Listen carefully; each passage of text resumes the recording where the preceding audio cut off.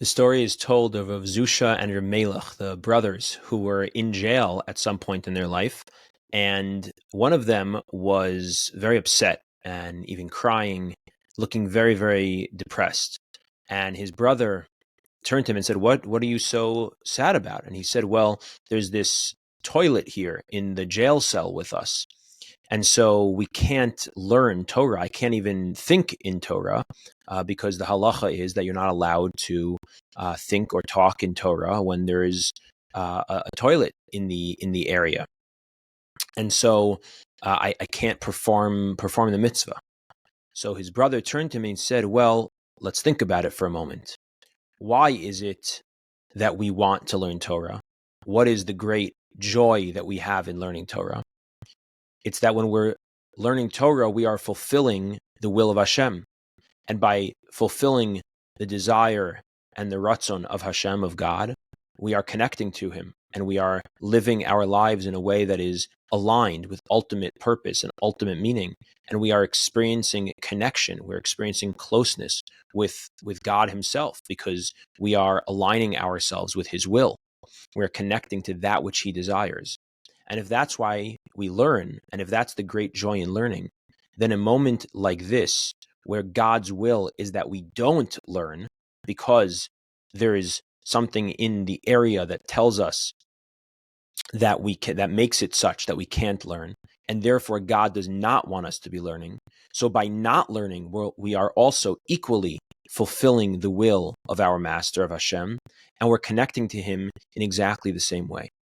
And so the same joy we have in learning, we should be able to experience now in our not learning.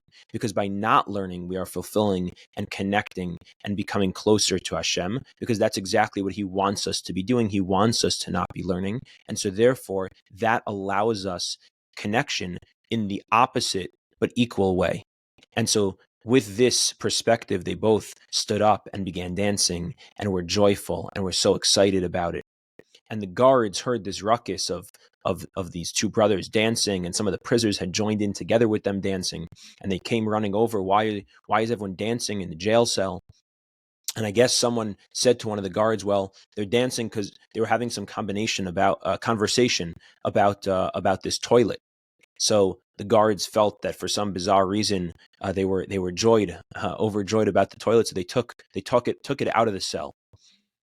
And then they were so happy that now they were able to learn.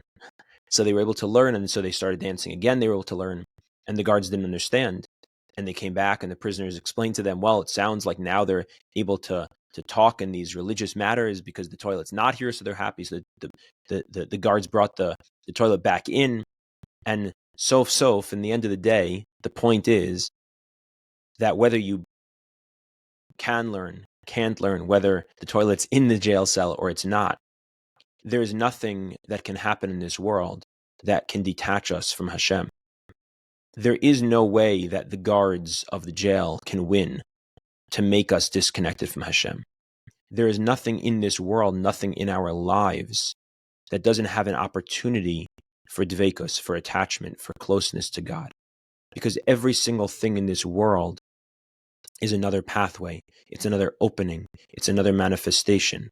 The world, as we're taught in Pirkei Avos, is a prosdor. It's a corridor leading us into Ruchnius, into Olam Haba, the world to come, the world that is coming, the world that is actually already here when we access it through this world. And that every single thing in this world is an opening for that. The Kutzker said, a very sharp line, the Kutzker said, if you don't see God everywhere, then you aren't actually seeing Him anywhere. Because if you really see God, if you really see Hashem, what it really means, Hashem hu ha'elokim, that it's the one God that exists in all the plurality of powers, that it's one being that exists in all of it, that it's Hashem Elokeinu, Hashem Echad, it's one unity, that Hashem is manifest to us in a variety of ways, a variety of different colors and different opportunities and different feelings and different experiences, that we can connect to Hashem through the way we sleep, we can connect to Hashem through the way we eat, through the way we daven, through the way we talk to people, through the way that we're present with our families, through the way we engage our jobs, literally in every single way. We make a bracha after we use the bathroom. There's halachos for every single aspect of life, because all of halacha is halicha. It's all a way of walking, a pathway. It's a way of connecting with Hashem, and nothing falls outside the purview. Nothing falls outside the scope of where the divine can be met. Sometimes the way we access connection is by engaging in something. Those are the mitzvos aseh, the positive commandments. And sometimes we access connection by not doing something. Just like the brothers in jail recognized and realized their ability to be able to connect to Hashem through learning. And then when it wasn't appropriate to be learning, that itself was the connection by not learning. The Sefer Yetzirah, it's brought down, B'nai Yissaschar says that the month of Kislev is the letter Samach. Each month has a different letter, and Kislev, the month of Chanukah, is the letter Samach. Samach is a circle. It surrounds us. It's the reality, the experience of recognizing that I can face this way, and I can turn and face my right, I can face the left, I can turn around completely, I can look up and I can look down, and I'm surrounded by Hashem. Not always in the exact same way. He appears to us, he reaches out to us, and he calls upon us to connect with him and to feel him and to be close to him in a variety of different ways, but always connection. We're accustomed to the practice, to the halacha of lighting the candles on Chanukah the way that Beis Hillel taught. Beis Hillel taught that you start lighting with one candle and you add and you build your way up, that by the end of Chanukah you're lighting 8 candles. Beis Shammai's opinion, which on some level we don't practice like, but on some level has a deep, deep truth to it, that we know that in Yemos HaMashiach we actually will follow the opinion of Beis Shammai. Beis Shammai says we go in the opposite direction. We go from 8 on the first night to 1 on the very last night. And perhaps the idea there is because in our lives we often perceive a multiplicity of lights, a variety of different pulls and attractions and responsibilities, and we experience compartments. There's separate lights that exist in the world. But as time goes on, as we become more and more connected to this experience of Chanukah, to what Chanukah has to teach us, we come to the ultimate climax, to the ultimate state of recognizing that there's just one light. There's just one being. That experience of this world in which we are able to perceive the oneness, the unity of it all, that all of it is bringing us to one source in all different ways, but it all comes back to the same source.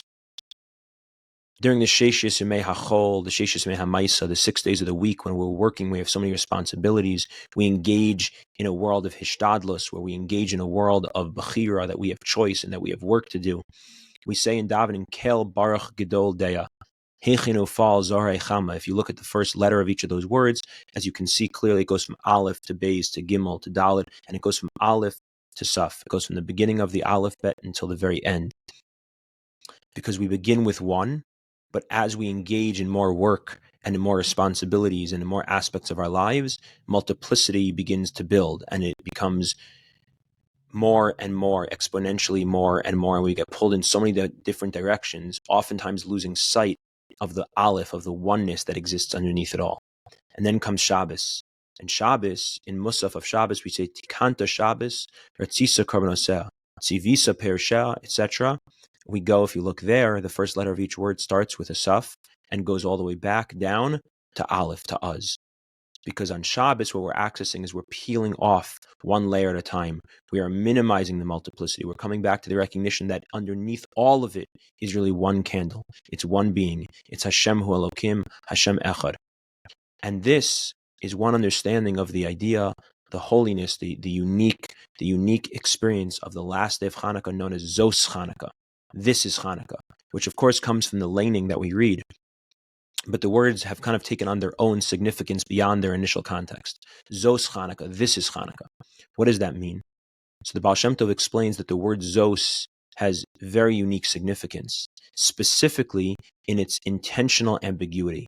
The word Zos doesn't refer to any particular thing. I can say Zos about the microphone I'm speaking into. I can say Zos about the computer I'm looking at. I could say Zos about anything. I can point to anything and say Zos, this. And that's exactly the point. Because the ability to say this, Zos, this thing, is Chanukah. This thing is my way of being ready for connection, chinuch, of preparing myself, of being able to connect, of re-inaugurating myself into a moment of closeness with God and a moment of connection with Hashem. Zos, this, it could be literally anything, because in all experiences, there is a way of finding connection. In every situation that appears before us, that unfolds in our lives, there's another aspect of how we can connect. So we can look at all of it and we can be present to the moment, not feeling the need to run away into some other moment. God is there, but not here. No. Imani kan, hakol kan, as it says, as Hillel said. Imani kan, hakol kan. If I am here, everything is here. But it's not saying that from a place of arrogance. He's saying, Imani kan, hakol kan. If I'm here, everything is here. As it says in Koheles, Hakol Yafe Be'ito. Everything is right in its time. When we're in the moment, when we're in the present, we're able to say Zos Chanukah to whatever is in front of us, to truly face it, to truly be present to it, to find the opportunity that's presented in that specific scenario. God is not only in some places, God is in all places. If you don't see God everywhere, then you aren't actually seeing him anywhere, as the Chassidus said.